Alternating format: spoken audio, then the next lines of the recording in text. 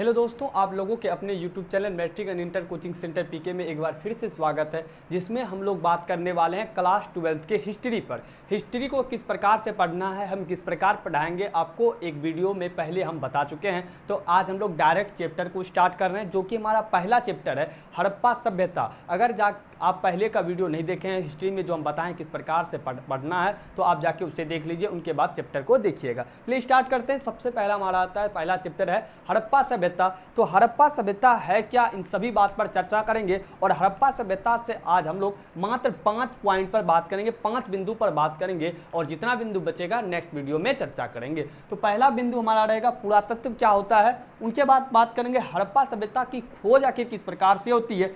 तीसरा बात करेंगे कि हड़प्पा सभ्यता का विस्तार कितना है। चौथा बात करेंगे क्या हड़प्पा सभ्यता का काल क्या रहा। और पांचवा बात करेंगे हड़प्पा नगरों से प्राप्त वस्तुएं। देखिए, इससे आपका 4 से 5 ऑब्जेक्टिव बोर्ड में निश्चित ही आ जाएगा, और ध्यानपूर्वक देखना है बोर्ड में कहां से ऑब्जेक्टिव पूछा है और पूछे जाने की संभावना है। तो इन सभी बातों को आज हम लोग चर्चा करने वाले हैं, तो ध्यानपूर्वक आप सुनिएगा। तो बात करते हैं हड़प्पा सभ्यता स्टार्टिंग करें। तो हड़प्पा सभ्यता स्टार्टिंग करने से पहले आपको यह जान लेना चाहिए कि पुरातत्व क्या होता है। मोटे तौर पर बताया कि हड़प्पा सभ्यता है क्या। तो हड़प्पा सभ्यता समझिए एक सुव्यवस्थित सभ्यता क्या होता है, इसको समझिए। एक सुव्यवस्थित संगठित तरीके से जो एक समाज चलता है, ठीक उसी प्रकार से हड़प्पा सभ्यता था। और हड़प्पा सभ्यता सबसे प्राचीनतम था। चैप्टर जो हम लोग पढ़ रहे हैं प्राचीन भारत, और क्लास 12th की जो हिस्ट्री है वो 3 भागों में आपको बता चुके हैं। तो हमारा चैप्टर पहला प्राचीन भारत। तो प्राचीन समय में पहले जो कौन सी सभ्यता अस्तित्व में, आखिर कौन सा ऐसा समाज था जो अस्तित्व में आया,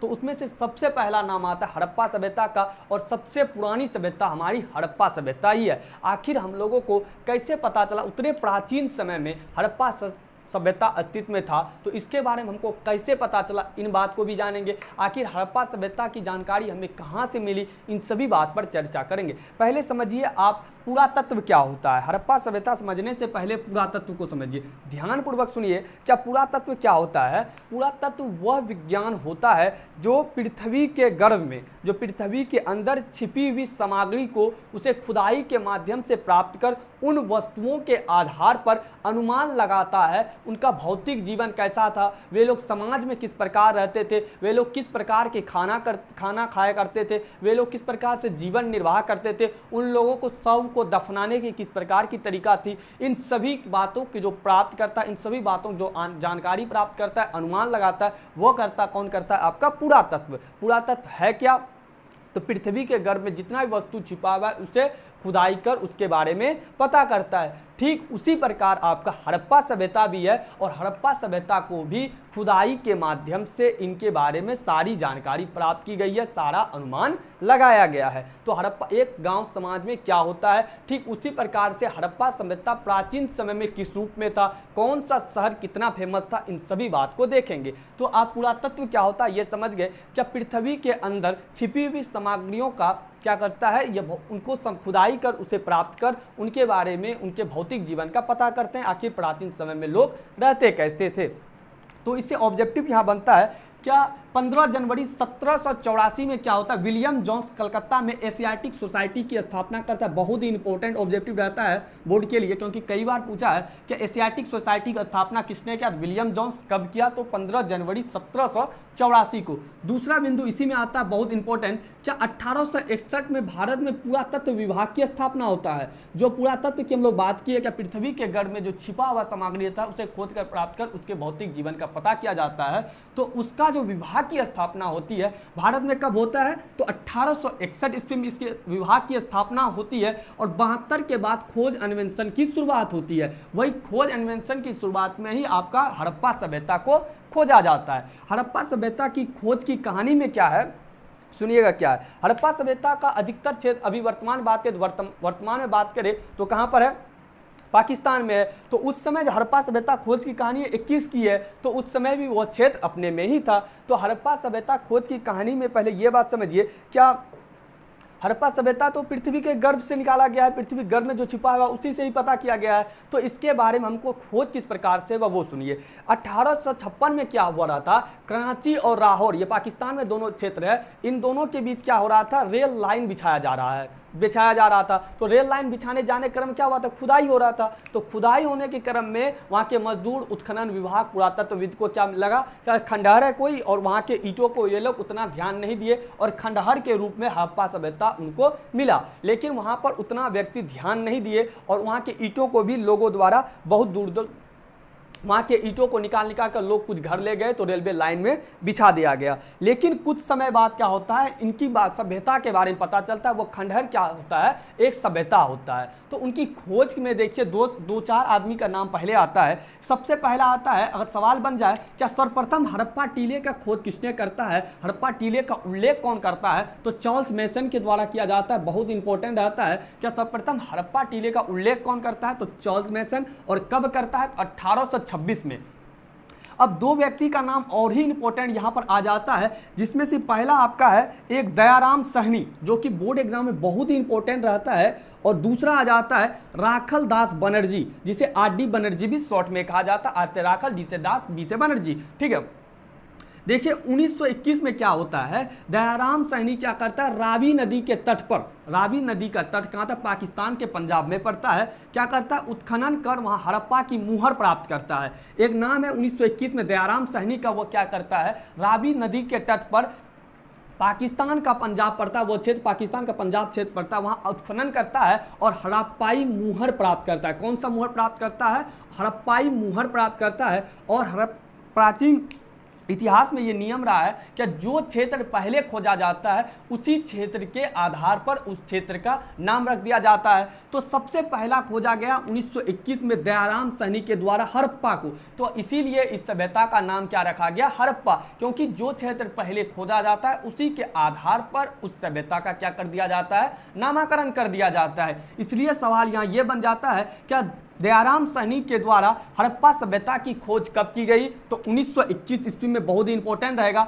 और हड़प्पा सभ्यता आपका किस नदी के किनारे बसा हुआ था, तो रावी नदी के तट पर। कई बार यहाँ पूछा है कि हड़प्पा किस नदी के तट पर बसा है, तो रावी नदी के तट पर। और रावी नदी कहाँ पर था, पाकिस्तान के पंजाब में। और पहली बार उत्खनन जो करता है वह करता है आपका दयाराम सहनी। लेकिन हड़प्पा टीले का उल्लेख सर्वप्रथम किसने करता है, तो चार्ल्स मेसन। याद रखिएगा, क्या हड़प्पा सभ्यता का उत्खनन सबसे पहला कौन करता है, दयाराम सहनी। और हड़प्पा सभ्यता की खोज का श्रेय भी इसे ही जाता है, किसको, दयाराम सहनी को। लेकिन उल्लेख का बात करें तो चार्ल्स मेसन को। अब दूसरा नाम आता है, दूसरे वर्ष ही 1952 में क्या कर देता है, हड़प्पा सभ्यता का ही सबसे फेमस शहर, जिसको आप फेमस शहर बोल सकते हैं, क्योंकि यहाँ पर जो जानकारी प्राप्त होती है वो आपके शहर से मिलता जुलता होगा। आखिर मोहनजोदड़ो हड़प्पा सभ्यता में सबसे चर्चित पाठ है। मोहनजोदड़ो में ही हड़प्पा सभ्यता की बहुत सारी जानकारी प्राप्त होती है। तो यहाँ पर सवाल बन सकता है कि मोहनजोदड़ो की खोज किसने की, तो याद रखिएगा राखल दास बनर्जी के द्वारा मोहनजोदड़ो की खोज की जाती है। और कब किया जाता है, 1922 ईस्वी में। और किनके द्वारा किया जाता है, राखल दास बनर्जी के द्वारा। और मोहनजोदड़ो की खोज कहाँ पर होता है, तो पाकिस्तान का सिंध प्रांत, लरकाना जिला, सिंध नदी पर स्थित। याद रखिएगा, मोहनजोदड़ो का खोज कहाँ होता है, सिंधु नदी के किनारे स्थित होता है। ये भी पाकिस्तान का सिंध प्रांत का क्षेत्र, एक लरकाना जिला, पाकिस्तान में पड़ता है लरकाना जिला। और वह सिंधु नदी के किनारे कौन मिलता है, आपका मोहनजोदड़ो। और हड़प्पा सभ्यता किस नदी किनारे मिलता है, तो रावी नदी किनारे। और उसका उत्खनन करता कौन था, दयाराम सहनी। और कितना में, 1921 में। 1922 में राखल दास बनर्जी क्या करता है, मोहनजोदड़ो की खोज करता है। और मोहनजोदड़ो आपका पाकिस्तान का सिंध प्रांत में लरकाना जिले में स्थित है। और कौन से नदी पर स्थित है, तो सिंधु नदी के किनारे स्थित है। आई होप आपको ये हड़प्पा सभ्यता की खोज की पूरी जानकारी समझ में आ गई होगी। और एक व्यक्ति का नाम आता है पिगट, जिसका नाम है पिगट। और पिगट क्या बताता है, क्या हड़प्पा मोहनजोदड़ो किसी बड़े सम्राट की जुड़वा राजधानी थी। पिगट महोदय क्या बताता है,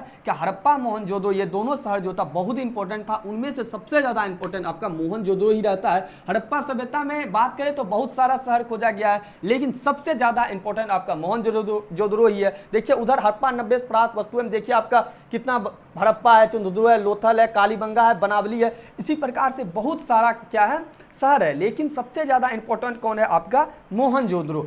इसलिए मोहनजोदड़ो की खोज को आप लोग ध्यान में रखिएगा। राखलदास बने मोहनजोदड़ो की खोज करता है। पीगड़ महोदय क्या बताता है, हड़प्पा मोहनजोदड़ो की जुड़वा राजधानी। कई बार सवाल बन जाता है क्या हड़प्पा मोहनजोदड़ो की जुड़वा राजधानी कौन बताता है, तो पीगड़ महोदय। आई होप आपको पूरा तत्व और हड़प्पा सभ्यता की खोज की पूरी जानकारी समझ में आ गया होगा। ये दोनों को आपको ठीक प्रकार से याद रखना है। अब बात करते हैं हड़प्पा सभ्यता का विस्तार क्या है। हड़प्पा सभ्यता का विस्तार को समझिए। हड़प्पा सभ्यता का विस्तार के बारे में बताता है रंगनाथ राव महोदय। याद रखिएगा, 2 नंबरिया बन सकता है, पूछ सकता है हड़प्पा सभ्यता के विस्तार को लिखे तो रंगनाथ राव महोदय इसका विस्तार बताता है।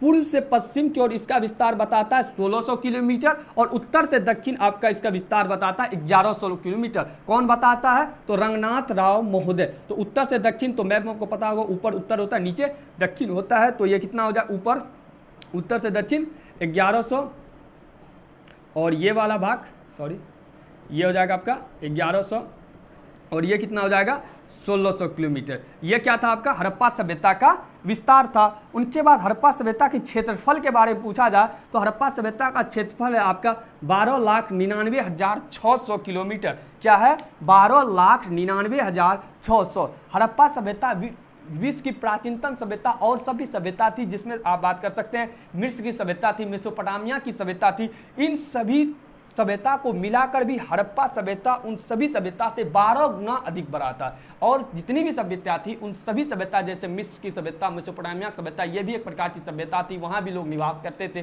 तो उन सभी की मिलाकर सम्मिलित क्षेत्र मिला भी दे तो उससे 12 गुना अधिक आपका बड़ा कौन था, हड़प्पा सभ्यता था। आई होप आपको हड़प्पा सभ्यता का विस्तार समझ में आ गया होगा। अब चलते हैं हम लोग हड़प्पा सभ्यता के काल पर।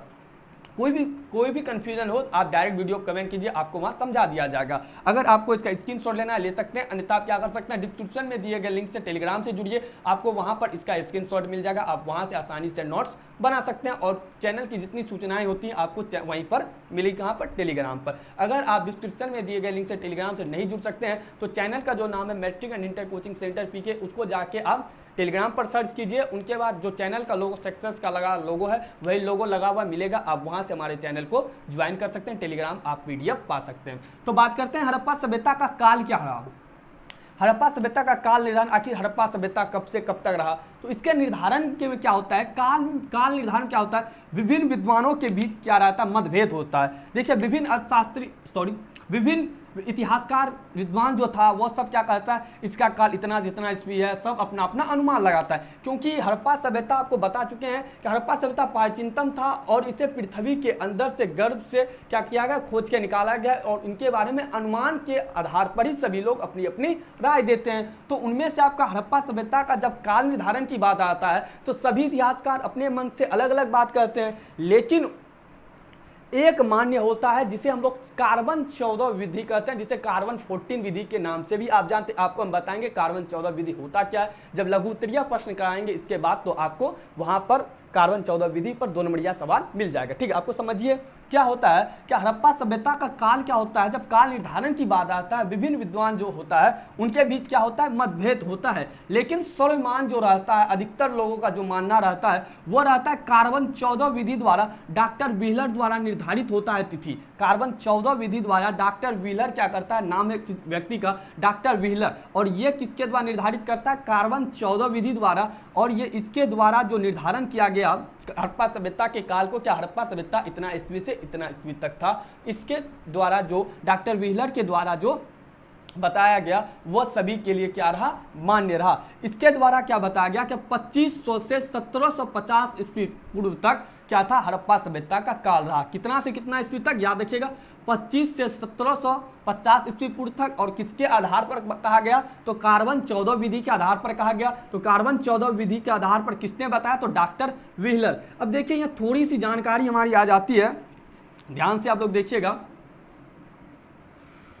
ये है आपका बीसी, एडी और बीपी। यहां पर ईसा पूर्व देख रहे हैं, इसे हम लोग क्या कहते हैं, बीसी भी बोल सकते हैं। ठीक है, बीसी मतलब होता है बिफोर क्राइस्ट, मतलब ईसा मसीह के जन्म के पूर्व ही। और एडी आपको लिखा हुआ मिल जाए, समझिएगा एना डोमिनी मतलब होता है ईसा मसीह के जन्म वर्ष, ईसा मसीह के जिस वर्ष जन्म वर्ष हुआ। और बीपी मतलब होता है बिफोर प्रेजेंट, मतलब आज से पहले, बिफोर प्रेजेंट मतलब आज से पहले जो हुआ था। याद रखिएगा BC AD और BP में क्या अंतर है, ठीक है। तो कार्बन 14 विधि द्वारा क्या होता है, डॉक्टर व्हीलर जो तिथि निर्धारण करता है वो अधिकतर लोगों द्वारा क्या हो जाता है, मान्य हो जाता है।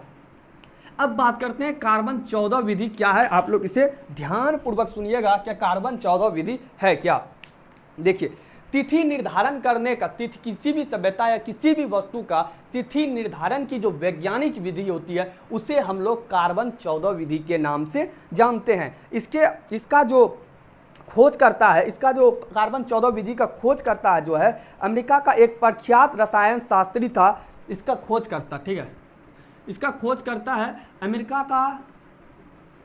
का अर्थशास्त्री रहता है, 1946 में करता है और अर्थशास्त्री का नाम है BF लिविथ। छूट गया था नोट्स में, नहीं तो 2 नंबरिया में पढ़ाएंगे वहां भी आपको मिल जाएगा। कार्बन 14 विधि का जो खोज करता है वो करता है आपका ऑस्ट्रेलिया का अमेरिका का एक प्रख्यात रसायन शास्त्री था जिनका नाम था BF लिवी, 1946 ईस्वी में करता है। और इसके अनुसार क्या होता है, वैज्ञानिक विधि है तो इसके अनुसार क्या होता है ये बताता है कि किसी भी पदार्थ में कार्बन 12 व कार्बन 14 का क्या होता है, समान मात्रा पाया जाता है। ये क्या कहता है कि किसी भी पदार्थ में कार्बन 12 व कार्बन 14 का समान मात्रा पाया जाता है, लेकिन जब उस पदार्थ का क्षय या विनाश होने लगता है तो उस स्थिति में क्या हो जाता है, कार्बन 12 जो रहता है वो सेम रहता है, लेकिन कार्बन 14 धीरे धीरे ह्रास होने लगता है। तो इसी आधार पर पता कर लिया जाता है क्या कार्बन 12 है और कितना कार्बन 14 का ह्रास हुआ है, तो इसके आधार पर यह पता कर लिया जाता है क्या कौन सी वस्तु कितनी पुरानी है। बात को ध्यान से समझिए, क्या कार्बन 14 विधि क्या है, तिथि निर्धारण की वैज्ञानिक विधि है। कोई भी पुरानी वस्तु हो तो उसमें क्या बताता है यह विधि, क्या कार्बन 12 व कार्बन 14 समान पाया जाता है, दोनों की स्थिति समान रहती है, लेकिन जब विनाश होगा उस वस्तु का, जब खत्म होगा वह वस्तु, तो कार्बन 12 रहेगा, जितना था उतना ही रहेगा, लेकिन कार्बन 14 जो रहेगा उसमें क्या होगा, कमी आएगा, उसमें ह्रास होने लगेगा। तो हम इस आधार पर कह सकते हैं क्या कार्बन 14 का जितना भी ह्रास हुआ उस आधार पर उस वस्तु को हम उतना प्राचीनतम मान सकते हैं। आई होप आपको कार्बन 14 विधि क्या है आप समझ गए होंगे। एक ऑब्जेक्टिव यहां से बन सकता है, क्या पदार्थ में C14 की क्षय प्रक्रिया जो होती है, कार्बन 14 की क्षय प्रक्रिया जो होती है उसे रेडियोधर्मिता कहा जाता है। याद रखिएगा, पदार्थ में कार्बन 14 की जो क्षय प्रक्रिया होती है उसे रेडियोधर्मिता के नाम से जाना जाता है। किस चीज के नाम से जाना जाता है, रेडियोधर्मिता के नाम से जाना जाता है। आई होप आपको ये चौथा पॉइंट हड़प्पा सभ्यता का काल भी समझ में आ गया होगा, कार्बन 14 विधि भी समझ में आ गया होगा। अब समझते हैं हम लोग हड़प्पा नगरों से प्राप्त वस्तुएं। देखिए, हड़प्पा में मेन शहर था एक ही, कौन था, मोहनजोदड़ो, लेकिन उनमें से कुछ और शहर था वहां से भी कुछ वस्तुएं प्राप्त की गई है, उनको समझिए और ऑब्जेक्टिव भी यहां से बनता क्या कौन सा वस्तु कहां से प्राप्त किया गया है। तो इसमें से हम लोग सबसे पहले मोहनजोदड़ो को लेते हैं, और मोहनजोदड़ो को लेने से पहले मोहनजोदड़ो शब्द जो आपका भाषा है वह सिंधी भाषा का शब्द है। याद रखिएगा, मोहनजोदड़ो शब्द जो है आपका सिंधी भाषा का शब्द है जिसका अर्थ होता है मृतकों का टीला। सिंधी भाषा का शब्द है और इसका अर्थ क्या होता है, मृतकों का टीला। और बहुत ही इंपॉर्टेंट है, क्या सिंधी मृतकों का टीला का क्या आशय है, तो मोहनजोदड़ो या मृतकों का टीला किसे कहा जाता था, तो मोहनजोदड़ो को आपका मृतकों का टीला कहा जाता था। और यह मोहनजोदड़ो आपका सिंधी भाषा का शब्द है। सिंधी मोहनजोदड़ो के आसपास भूमि उपजाऊ पाई जाती थी, इसलिए इसे सिंध बाग भी कहा जाता था। मोहनजोदड़ो की आसपास की जो भूमि थी उस क्षेत्र में क्या था, आसपास की भूमि बहुत ही उपजाऊ थी, इस कारण इसे क्या कहा जाता था, सिंध बाग कहा जाता था। मोहनजोदड़ो से प्राप्त वस्तु की बात करें तो 1398 मुहर प्राप्त हुआ है, यहाँ से कांस की नर्तकी प्राप्त हुआ है, दाढ़ी वाला मनुष्य प्राप्त हुआ है खुदाई में, हाथी दांत का तराजू प्राप्त हुआ है, आदि बहुत सी चीजें प्राप्त हुई है। दूसरा आ जाता है आपका हड़प्पा। हड़प्पा से आपका स्त्रियों की लघु मृण मूर्तियां प्राप्त हुई है। स्त्रियों के गर्भ से निकलता पौधा को दिखाया गया है। मूर्ति में स्त्री के गर्भ में क्या दिखाया गया है, गर्भ से निकलता हुआ पौधा दिखाया गया है। और बहुत ही इंपॉर्टेंट रहता है क्या किस जगह पर, किस क्षेत्र में स्त्री के मूर्ति के गर्भ में निकलता हुआ पौधा को पाया गया है, तो हड़प्पा में। कौन सा सर, हड़प्पा में। कौन सा नगर, तो हड़प्पा में। तीसरा आ जाता है चुनहुद्रो। चुनहुद्रो भी एक क्षेत्र है आपका हड़प्पा नगर का। तो हड़प्पा नगर का चुनहुद्रो में क्या पाया जाता है, मनका, जो मटका होता है वो उसी कहा जाता है। मनका बनाने का कारखाना प्राप्त हुआ है। लिपस्टिक जो सौंदर्य का प्रसाधन है, लिपस्टिक प्राप्त हुआ है। तराजू प्राप्त हुआ है। बैलगाड़ी प्राप्त हुआ है। ये सभी आपका चुनहुद्रो से प्राप्त हुआ है। क्या क्या हुआ है, मोहनजोदड़ो की मनके बनाने का कारखाना, लिपस्टिक, तराजू और बैलगाड़ी। और चुनहुद्रो जो है आपका मोहनजोदड़ो से महज 128 किलोमीटर दूरी पर स्थित है। मोहनजोदड़ो कितना किलोमीटर दूरी पर स्थित है, तो 128 किलोमीटर स्थित है। और क्या क्या मिला है, मनके बनाने कारखाना, लिपस्टिक, तराजू, बैलगाड़ी। चौथा आ जाता है लोथल। लोथल में आपके फारस की मुहर प्राप्त हुई है। 3 युगल समाधान यानी कि 3 शवों को एक साथ दफनाया गया था। गोदी अर्थात बंदरगाह, और यही इसका इंपॉर्टेंट है। क्या गोदी का प्रमाण कहाँ से मिला है, तो लोथल से मिला है। और गोदी क्या होता है, बंदरगाह, जहाँ पर आके बड़े बड़े जहाज रुकते हैं। तो इनके बारे में जो जानकारी प्राप्त हुई है, गोदी जो आपका मिला है वो मिला है आपका लोथल से। लोथल क्या है, हड़प्पा सभ्यता का ही एक नगर है। पांचवा आ जाता है कालीबंगन। ये आपका अभी वर्तमान समय में बात करें तो कालीबंगन अभी आपका राजस्थान में पड़ता है। राजस्थान से आपको अग्निकुंड मिला, बहुत ही इंपॉर्टेंट है कि अग्निकुंड का साक्ष्य कहाँ से मिला है, तो कालीबंगन से मिला है। और तांबे और बैल की मूर्तियां मिला है। जूता खेत का साक्ष्य मिला है और भूकंप का प्रमाण मिला है। ये दो इसका फिर इंपॉर्टेंट हो जाता है, कौन कौन सा, जूता खेत तथा भूकंप का प्रमाण। और तीसरा अग्निकुंड कहाँ से मिलता है, तो लोथल से मिलता है। पांचवा आ जाता है अंतिम बनावली। बनावली से आपका मिलता है अंगूठी, नाक कान की बाली, मछली पकड़ने का कांटा, मिट्टी का बना हुआ खिलौना। इसका इंपॉर्टेंट आ जाता है मिट्टी का बना हुआ खिलौना। आपको हम फिर से जितना स्तर है उसमें इंपॉर्टेंट बताते हैं। मोहनजोदड़ो में आपका सबसे पहला सिंधी भाषा का शब्द है, मृतकों का टीला है। प्राप्त वस्तु में कांस्य नर्तकी, दाढ़ी वाला मनुष्य। हड़प्पा सभ्यता में सबसे मेन आ जाता है हड़प्पा नगर में सबसे मेन आ जाता है स्त्री की मूर्ति के गर्भ में, स्त्री के मूर्ति के गर्भ में निकलता हुआ पौधा। तीसरा आ जाता है चुनहुद्रो, जहां मन के बनाने कारखाना, लिपस्टिक, बैलगाड़ी, ये तीनों इसका इंपॉर्टेंट है। चौथा आता है आपका लोथल में जो प्राप्त चीज़ है, प्राप्त वस्तु है, उसमें से मेन आ जाता है बंदरगाह वाला, जिसे गोदी भी कहते हैं। पांचवा कालीबंगन में अग्निकुंड, जुता हुआ खेत और भूकंप का प्रमाण मिलता है। छठा आ जाता है आपका बनावली से आपको याद रखिएगा मिट्टी का बना हुआ खिलौना मिलता है। पांचों पॉइंट आपको आई होप क्लियर हो गया होगा। अगर वीडियो अच्छी लगी वीडियो को लाइक अवश्य कर दें और चैनल को जरूर सब्सक्राइब करें, ताकि आने वाले वीडियो इसी प्रकार की वीडियो जो हमारी आएगी प्रश्न उत्तर संबंधित आएगा। अगर आपको ऑब्जेक्टिव में लगे दिक्कत हो तो बोलिएगा, आपको ऑब्जेक्टिव के लिए भी सेशन ला सकते हैं। लेकिन यहाँ पढ़ने के बाद ऑब्जेक्टिव में मेरे अंदाज से किसी प्रकार की दिक्कत नहीं होगी। तो इसके 2-3 वीडियो हम पूरा हड़प्पा सभ्यता कंप्लीट करेंगे। ठीक इसी प्रकार से पढ़ने के चैनल से जुड़ जाइए, चैनल को सब्सक्राइब कर लें, बगल में बेल आइकन को दबाकर उसे ऑल पर सेट कर दें, ताकि आने वाले दिनों में हमारी सभी वीडियो जब डालें तो नोटिफिकेशन आपको मिले और आप उसे आसानी से देख सकते हैं। तो आपको पीडीएफ के बारे में बता ही दिए कहाँ जाना है, डिस्क्रिप्शन में दिए गए लिंक से टेलीग्राम से जुड़िए। अन्यथा अब हम हट जाते हैं, एक बार स्क्रीनशॉट ले लीजिए, स्क्रीनशॉट के माध्यम से भी आप नोट्स बना सकते हैं। तो नेक्स्ट वीडियो मिलते हैं नेक्स्ट लेक्चर के साथ, तब तक के लिए इजाजत। Thank you all of you, thanks for watching.